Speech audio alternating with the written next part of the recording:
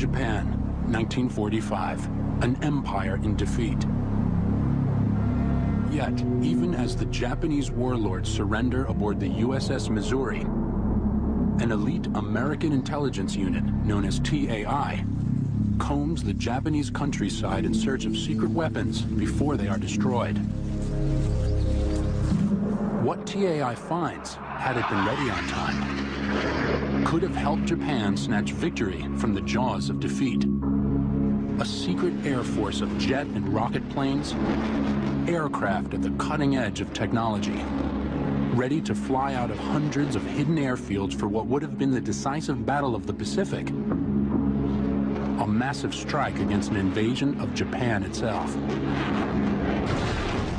This is the story of those Japanese X-planes, a startling glimpse into the aircraft that could have turned defeat into victory.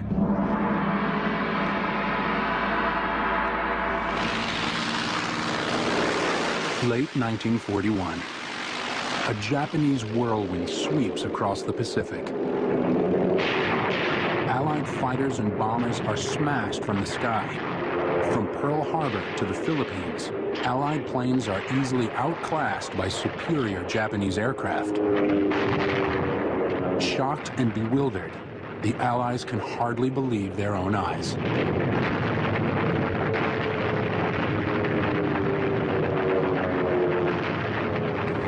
They were used to watching videos of what was going on in China, and there were the biplane bombers and fighters with fixed landing gear. Despite having received warnings from Colonel Claire Chennault in China that the Japanese had developed some very advanced aircraft, this seems to have been pigeonholed and totally overlooked. It is a crushing blow to Western pride. Allied intelligence agencies have totally underestimated the Japanese ability to design modern warplanes. The Allies now find themselves facing an advanced air force years in the making and must scramble to catch up. The American reaction to the superiority of Japanese aircraft was to try and find out how they worked. But of course they had no intelligence gathering capability in Tokyo, in the home islands. So General MacArthur sends out a famous order. He says, go into the jungles, find the crashed Japanese airplanes, put them back together, make them fly, see how they work. And that's what they did. A secret hangar near Brisbane, Australia, is designated to store the planes. It is called Hangar 7. In charge is an Army captain from Nashville, Tennessee, Frank T. McCoy. I think he's one of the unsung heroes of World War II. He wasn't a flyer, he wasn't one of the generals, but in terms of saving Allied lives, his work in intelligence gathering about Japanese aircraft is one of the most important jobs of World War II. McCoy's outfit is named Technical Air Intelligence. From its small beginnings in Hangar 7, it would grow to be one of the biggest Allied intelligence organizations with units spread across every theater of war. It was really a grassroots thing and started from ground zero and developed into a major operation. From the jungles of New Guinea, parts of wrecked Japanese planes were ferried back to Hangar 7. Often, parts from different downed planes were painstakingly combined to try and reproduce a flyable machine whose performance could be evaluated. For McCoy and his team, the task was particularly daunting. Almost nothing was known about the names and designations applied by the Japanese to their machines.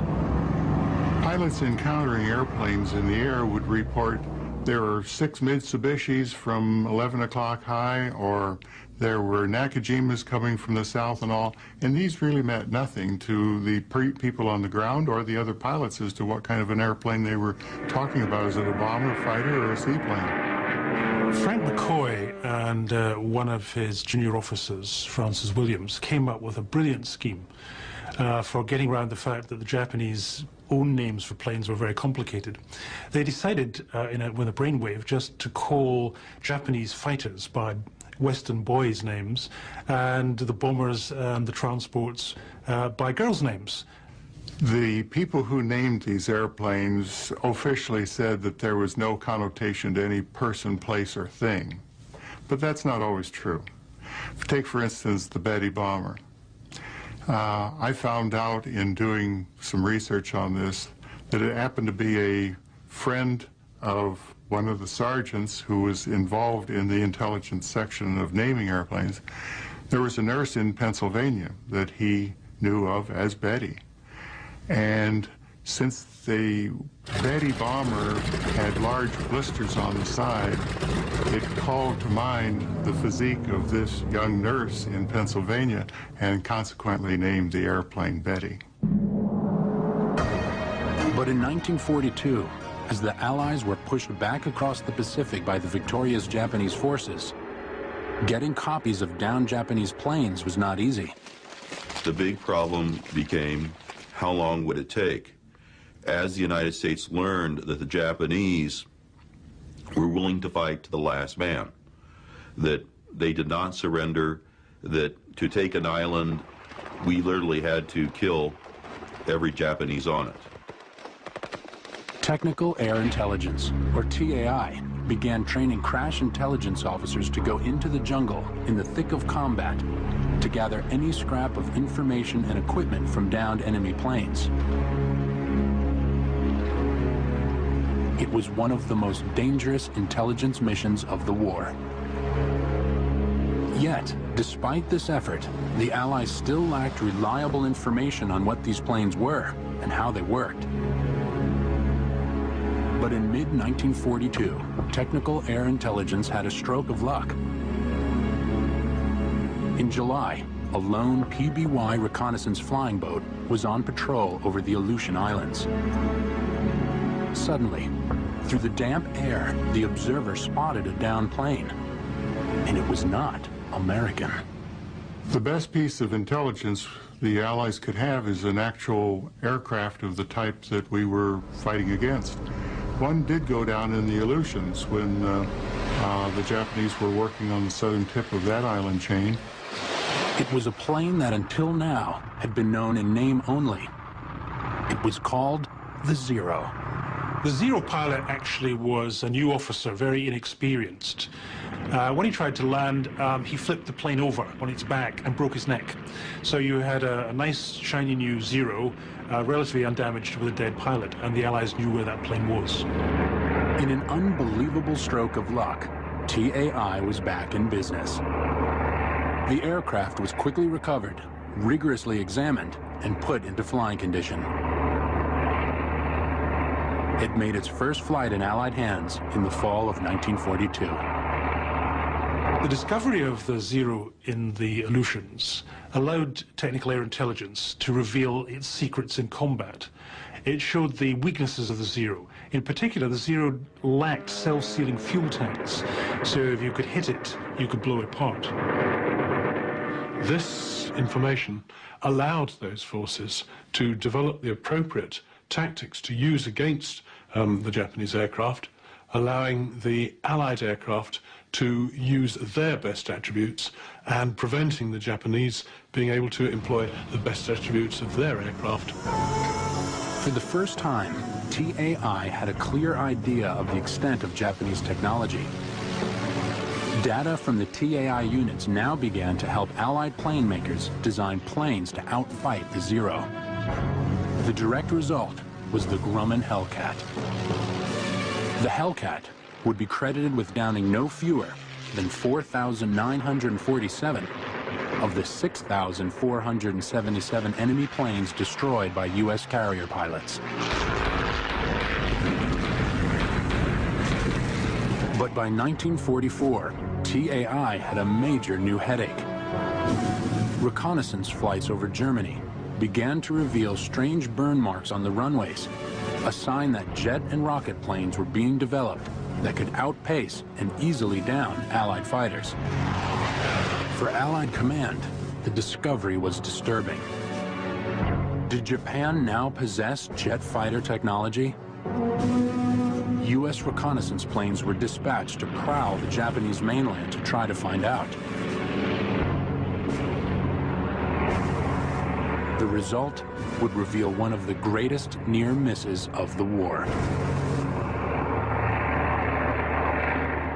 You're watching Secret Japanese Aircraft of World War II on the History Channel. Just 2 years after discovering Japanese aircraft technology was much more advanced than originally thought, technical air intelligence would soon face another, even more disturbing revelation. Unbeknownst to them, the Japanese had already started work developing their own jet technology. It wasn't until World War II ended in Japan that the Allies knew that Japan was really ready to put a jet fighter into the air. This came as a great surprise. The world's first jet fighter aircraft, the German Heinkel 280, flew in 1941, just a few months before Pearl Harbor. But it was the Japanese who were most enthusiastic about the new jet technology. For the Japanese, jet fighters were the key to defending the home islands against the big new American bomber, the B-29. But Japan needed help, and in 1944 she got it, from Nazi Germany. Germany was very influential for Japan as to the technology and the direction to go with jet-powered aircraft. Naturally, there would be Japanese figures in Germany working with the government, and in 1944 they made an agreement that Germany would share their technology with Japan. And among those, they found out that Germany had developed jet aircraft, namely the Messerschmitt 262. The new jet Messerschmitt Me-262 was 150 miles per hour faster than anything else that flew. It was armed with 4 30mm cannons and had a maximum speed of 540 miles per hour. It could also operate at an altitude of 37,500 feet, high enough to challenge the B-29. Representatives of Japan in Berlin were able to acquire drawings, actual examples of the jet engine technology that had already been developed in Germany. They acquired the material and made preparations to bring it to Japan for the purpose of their own experimentation. It is the early summer of 1944, only weeks before the first B-29 raids begin on Japan from bases in western China. 2 Japanese submarines, the Satsuki and the Matsu, slip out from Kiel, Germany, and begin the long, dangerous journey back to Japan. But the Japanese codes have been broken, and news of the journey of the 2 subs is immediately passed to technical air intelligence. They quickly realize the subs are carrying the plans to build the Me-262 jet. Allied planes and ships scour the seas for the Satsuki and the Matsu. The Satsuki, with its precious cargo, is tracked down and sunk with all hands. But miraculously, the Matsu escapes and reaches Singapore in July 1944. The failure of the Allies to sink the Matsu was potentially one of the most dangerous intelligence disasters of World War II. Clearly, when the Japanese obtained examples of jet aircraft and engines from the Germans, or plans relating to these, their first source was to put these into production as quickly as possible in order that they could develop their own jet technology. The Japanese version of the Me-262 was to be called the Karyu, or Fire Dragon, and would be operated by the Japanese Army Air Force. But the task of mass producing the most complicated aircraft Japan had ever tried to build was a daunting one. The problem the Japanese faced was how to get enough power out of a jet engine. They knew they needed special materials to run at high heats, but the real trick was how to compress the air that comes in the front of the jet to mix with the fuel in the right way in order to get the power out the back end. And that's a tricky mathematical problem, and that's what they got from the Germans. Among the treasure trove brought back aboard the Matsu, top-secret photographs of a revolutionary new high-powered German jet engine being developed to power its newest jet fighter. The German aircraft manufacturer Heinkel had designed the HE-162 Volksjäger, or People's Fighter, as an aircraft which could be mass-produced very rapidly. From photographs and drawings, Japanese designers managed to produce their own workable engine. They called it the NE-20. The fact that the Japanese engineers were able to take a few sketches and a few photographs of a jet engine and build their own version is a tribute, in fact, to their genius. They weren't simply copying, they had to know an awful lot, they had to be really creative. And it just shows, even at that stage, how advanced the Japanese aviation industry was. The Imperial Navy planned to use this new engine in yet another Japanese version of the German Me-262. It was called the Kika, meaning Mandarin orange blossom. The first operational Kika flies over Tokyo Bay on August 7, 1945, just 8 days before the war ends. Even though the jet engine was smaller and put out less thrust than the German counterpart, so was the Kika. It was more lightly built and a smaller airplane. So when putting the two together, it was assumed that the Kika could have been developed into a fighter or a bomber, very much like that of performance of the Messerschmitt 262. It would have been a major surprise to Allied fighters. But jets were not the only secret aircraft Japan was working on. When we return, Japanese development strikes out on its own to design aircraft light years ahead of their time, including the world's first combat helicopter. You're watching Secret Japanese Aircraft of World War II on the History Channel. Pearl Harbor. It is billed as the Japanese attempt to assert its raw supremacy over the U.S. But in reality, the Japanese accomplished a number of strategic goals in the attack. Japan's success depended on its ability to establish and maintain a lifeline to a vital resource: oil. It attacked Pearl Harbor in part to hold the U.S. Navy at bay while she seized the huge oil resources of Dutch Indonesia. Oil was absolutely central to the Japanese Pacific strategy. It was the American embargo on oil which had been the cause, effectively, of the outbreak of war in 1941, and it was totally critical to the whole Japanese war effort. To stop the Dutch from setting fire to the oil fields, the Japanese captured them in a daring assault by an elite corps of parachute troops whose officers had been trained in Nazi Germany. The coup brought the Japanese to the shores of Australia and gave them control over most of the Pacific. U.S. forces immediately formed a counterattack plan. Unrestricted submarine warfare would cut Japan off from its captured oil resources before the big formations of B-29s would deliver the final devastating blow. The American submarine campaign effectively blockaded the Japanese home islands, starved them of food, starved them of raw materials, most of all starved them of oil.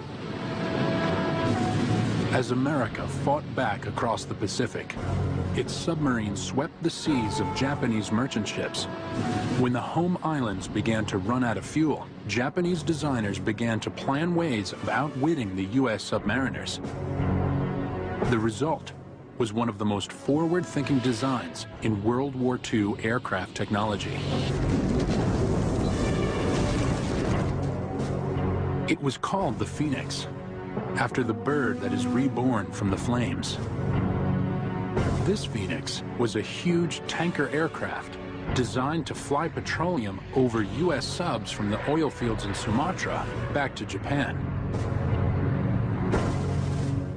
The Phoenix project shows how desperate the Japanese were to keep their oil pipeline open.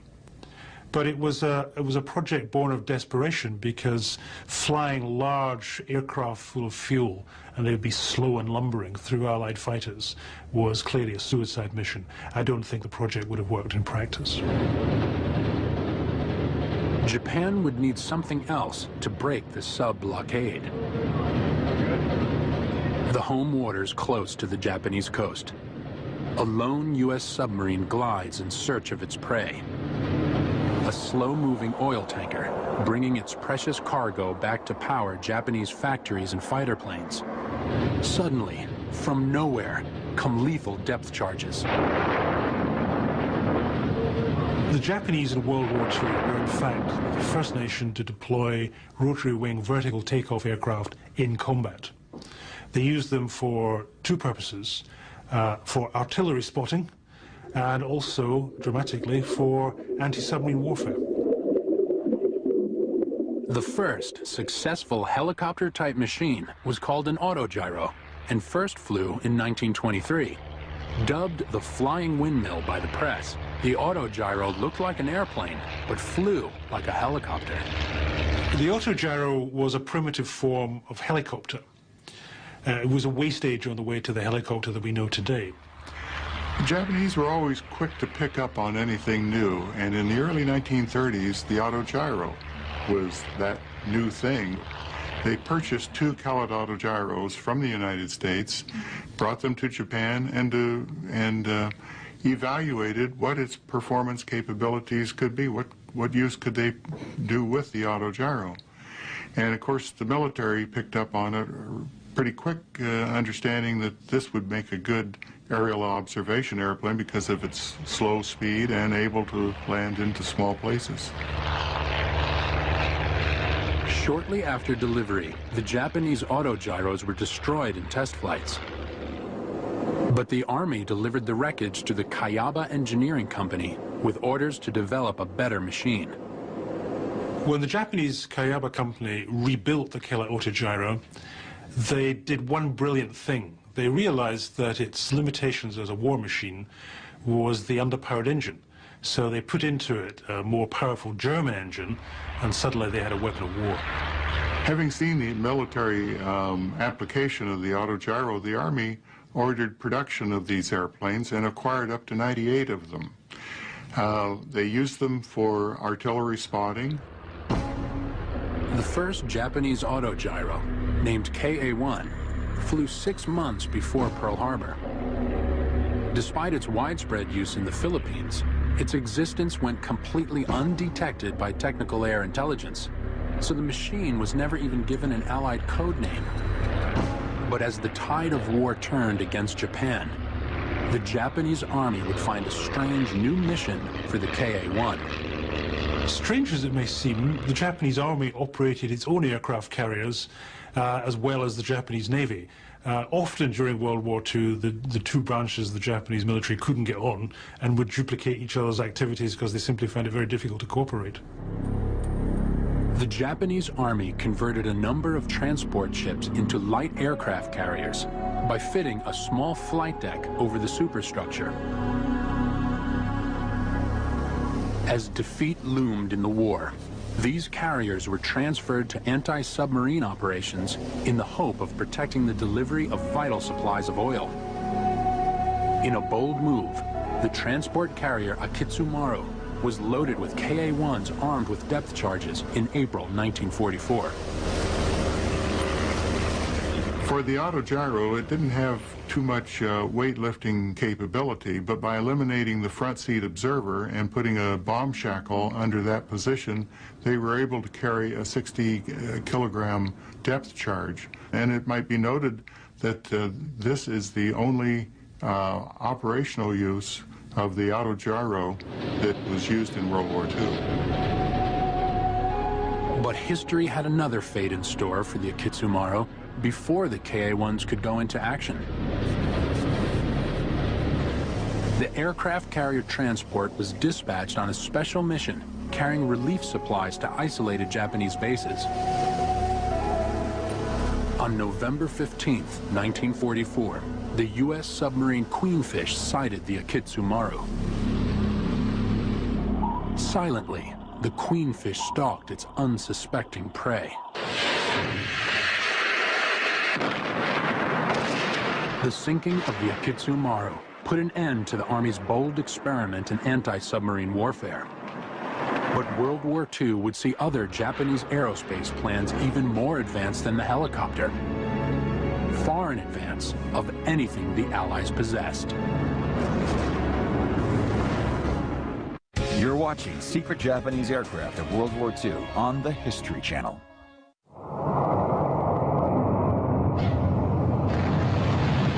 On January 24th, 1990, a rocket blasts off for the moon. It is an amazing 25 years since mankind last sent a rocket to Earth's satellite. But this is neither an American nor a Russian mission. A third nation has opted to explore deep space. The rocket is Japanese, and the roots of its technology lie far back in World War II with one of Japan's most famous aircraft designers, Hideo Itokawa. Hideo Itokawa is famous in Japanese aviation circles for being famous. By that I mean he was the first person to step out of the traditional Japanese team structure where everyone was faceless and claim his priority as a great aviation designer. And to this day, many Japanese aviation engineers hate him for that. It is 1939, and Europe is at war. In the Far East, the pilots of the Japanese Army Air Force are testing a radical new fighter plane. At first, they don't like it. The aircraft is the Nakajima Ki-43, Allied codename Oscar. While the Japanese Navy had the famous Zero fighter, the Army had their famous fighter too, which turned out to be the Oscar. It was an airplane to tangle with, and in fact, so much that when Allied fighter pilots would meet the Oscar, it was not uncommon for them to call it so many zeros at 12 o'clock high. Unlike previous fighter planes of the Army, the Oscar had a retractable undercarriage. The Japanese Army pilots were used to lightness and maneuverability in their planes. They thought the retractable undercarriage made the plane too heavy. But Hideo Itokawa, in charge of designing the Oscar's aerodynamics, had invented something that would make the Oscar a fighting legend. Nakajima designed into two of their major fighters a device called the butterfly flap, namely because that's what it looked like, a butterfly wing. This was a flap that not only was a landing flap and operated the same way, but it could be extended in flight when engaged in combat to add to the turning radius of the airplane. In the battles to come, Hideo Itokawa's efforts paid off. The Oscar would prove to be one of the most formidable fighters of World War II. As the war progressed, the Oscar was found to have a drawback. It didn't have the rate of climb, the performance of engine to climb up to catch high-flying US bombers like the B-29. So they needed a different kind of fighter. That different kind of fighter was already being developed in Nazi Germany. It was called the Messerschmitt Me-163 Comet and was powered by a liquid-fueled rocket motor. Discarding its undercarriage on takeoff for maximum aerodynamic efficiency, the Comet could climb like a bat to 30,000 feet in 2.5 minutes. The Me-163 rocket fighter was designed as a point defense interceptor powered by a rocket motor rather than a jet or a piston engine. Its advantage was that it could climb extremely rapidly to high altitude to intercept bombers. It had distinct disadvantages, however. Its range was very, very limited. Effectively, the rocket fuel was used up in the initial climb. Only one attack could then be made, and the aircraft had to return without power to land. The Imperial Japanese Navy, despairing that the Army could keep the home skies clear of American bombers, seized on the German Comet as a quick solution to its air defense needs. This Japanese version was called the shushui, after the swishing sound made by a samurai sword. Building the Shushui was entrusted to the Mid-Zero fighter. On July 7, 1945, the first rocket-powered Shushui thundered off into the sky. As with other Nazi technology they acquired, the Japanese didn't just copy, they radically improved. They realized the problem with the 163 was that it didn't carry enough fuel, so they made it bigger. This new and improved version was called the Type II rocket fighter. Fitted with delta wings for speed, it was to be powered by 2 rocket motors. Bigger and faster than the original Comet, and armed with missiles, it would have hunted the B-29s from the sky. The Navy also developed a manned rocket bomb for kamikaze attacks. The use of the Baka bomb, the Fool, or as the Japanese called it, the Oka, was essentially as a long-range attack against the American fleet. In defense of the home islands, it having to be carried into combat by a Betty bomber would have been suicidal for the bomber crew itself. Essentially, the bombers would have been shot down before the Baka ever got within range to go on against the fleet. As a result, the Japanese Navy drew up plans for a jet bomber to replace the Betty. It was called the R2Y, or in the translation of the Japanese name is Beautiful Cloud. But the R2Y was never given one of the Allied identification names by Technical Air Intelligence because they simply didn't know it was there. The first prototype of the R2Y was finished in April 1945. As its twin jet engines were not yet ready, it flew fitted with an ordinary propeller engine. The final jet version would have had 2 engines slung under the wings.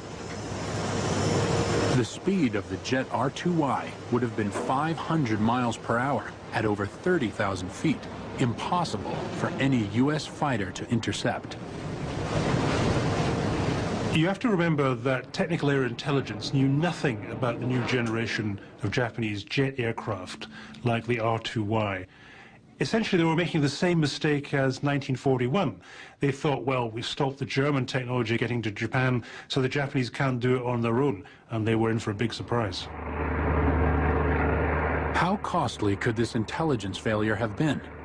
Imagine if the Allies had been forced to invade the Japanese home islands. It is the spring of 1946. A U.S. and British invasion fleet approaches the shores of the Japanese home islands. Corsairs of the U.S. Navy fly patrol overhead. Suddenly, a Japanese supercarrier launches a strike of jet aircraft against the fleet. The Japanese aircraft flying in from the home islands would have benefited from the ground clutter of the home islands. The American radar would not have been able to pick them up. They would have essentially been seen the first time when that lookout with his binoculars saw them flying in. And that would have had devastating results on the American fleet. Flying too fast for U.S. fighters or anti-aircraft gunners, the R2Ys would streak home dropping torpedoes or firing air-to-surface guided missiles. The Allied carriers would be reduced to floating hulks. Waves of Kika attack planes and R2Y bombers would then fly out from their mountain caves to strike at the troop ships. The planes would have come in with very short flight times and would have hit the most vulnerable ships first: the troop transports, the hospital ships, the ammunition ships.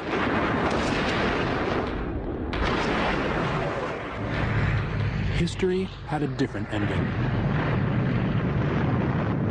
The B-29 did indeed deliver the knockout blow that the Japanese had so feared, before planes like the Type II rocket fighter could be mass-produced. But one disturbing question remains. How had Japan kept its secret air force hidden from technical air intelligence for so long? The answer lies hidden deep under Japan's mountainous terrain.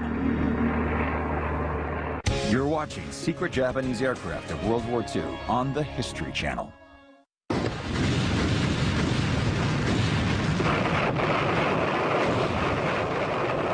August 9th, 1945. Just days after the atom bomb falls on Hiroshima, Communist Russia declares war on Japan. The Soviet Secret Service immediately begins to scour Manchuria for evidence of advanced Japanese aircraft technology. The U.S. is not far behind. At the end of the war with Japan, technical air intelligence units rushed to Tokyo, desperate to find out the state of Japanese aviation technology. In particular, they were worried that a lot of the prizes of Japanese invention would fall to the Russians, who had just invaded Manchuria. But the prize is not in Manchuria. Just 6 months earlier, the Japanese High Command had ordered its aircraft manufacturing plants built out of reach of United States bombing. Japan's mountainous terrain was perfect in which to hide. Abandoned mine workings and railway tunnels were turned into factories. New tunnels were dug deep into volcanic hillsides by Japan's army of miners. Technical air intelligence discovered over 100 underground Japanese aircraft factories buried deep under the mountains. They would have been safe even from nuclear attack. The Japanese military had calculated that even if Japan could no longer win the war outright, then she could make capturing her imperial heartland cost 1 million American lives. The implications are enormous. Safely hidden in their bomb-proof caves, the new rocket and jet planes might have provided the means if they'd been ready. They found a secret Nakajima factory with a production line for the Kika jet fighter, over 25 aircraft, well into final stages of assembly. And they found a separate production line for the R2Y bomber. Technical air intelligence had been outwitted by the Japanese one last time. TAI personnel found over 12,000 combat planes hidden in Japan's underground factories and airfields. A secret air force, completely undetected by Allied High Command. Many of the most advanced of these aircraft were brought back to America, and their secrets incorporated in post-war U.S. jet and rocket technology. Back in Japan, engineers like Hideo Itokawa, the man who helped create the Oscar fighter, were out of a job. By terms of the surrender, when the war ended, all aviation activities in Japan were immediately suspended. That meant a lot of people out of work, including many very good engineers and designers. After the war, Itokawa turned to medical engineering. In fact, he was the first man to develop an artificial heart in Japan. But he was soon to be called back to the aviation industry. In 1950, North Korea invaded South Korea, and the Cold War turned hot. A year later, America signed a formal peace with its new ally, Japan. Former aeronautical engineers in Japan rushed back into jet plane research. The manufacturers of the Kika, Hideo Itokawa's old Nakajima company, also returned to jet production. After the war, the Nakajima Aircraft Company changed its name to Fuji Heavy Industries and transferred out of war work, obviously, into commercial engineering. But when the Cold War turned hot in Korea, Fuji got back into the aviation business. Nakajima Fuji built its first post-war military jet plane in 1958. It was called the T-1. Post-war Japanese aircraft engineering reappeared in disguise of American airplanes. These were built under license for their own armed forces through their own manufacturer. Among these were the F-86 Sabre that the JASDAF, Japanese Air Self-Defense Force, used, the Lockheed P-2 that Kawasaki built for the Japanese Navy. There were even later aircraft such as the Starfighter. But one man who refused to return to aviation work was Hideo Itokawa. In 1953, Itokawa paid a research visit to the United States. He was still involved in medical engineering at that time, but when he got to America, he discovered something that he had never thought of before. He discovered the American space program. Returning home, Itokawa restarted the Japanese rocket program, this time for peaceful purposes. By as early as 1954, Itokawa had tested his first homemade Japanese rockets. They actually reached an altitude of 100 kilometers. With this achievement, Itokawa became known as the father of the rocket in Japan. Japan launched its first satellite into orbit on February 11, 1970, making it only the fourth nation to reach space after Russia, America, and France.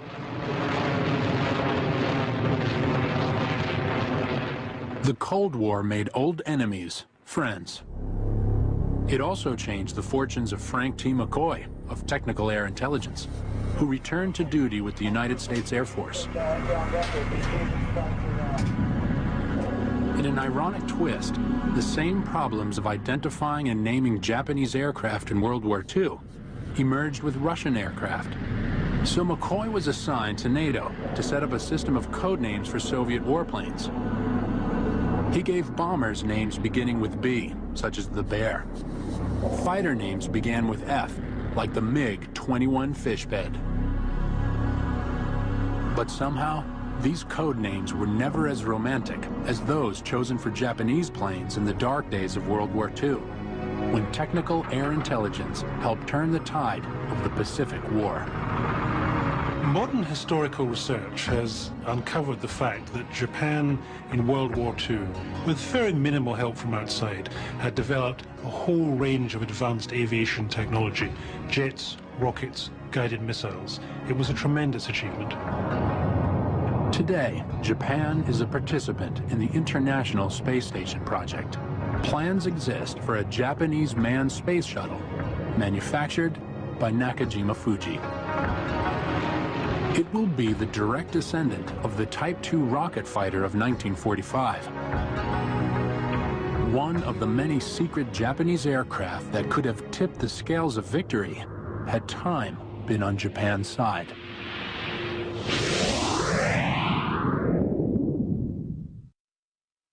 It's the most used room in the house with a long, winding history. In medieval times, bathing was scarce. Maybe once a year. The 1900s, dangerous. A naked flame that scorched the bottom off your behind. And before toilet paper, frightening. People used their hands. Bathroom technology on modern marbles, tonight at 10 on the History Channel.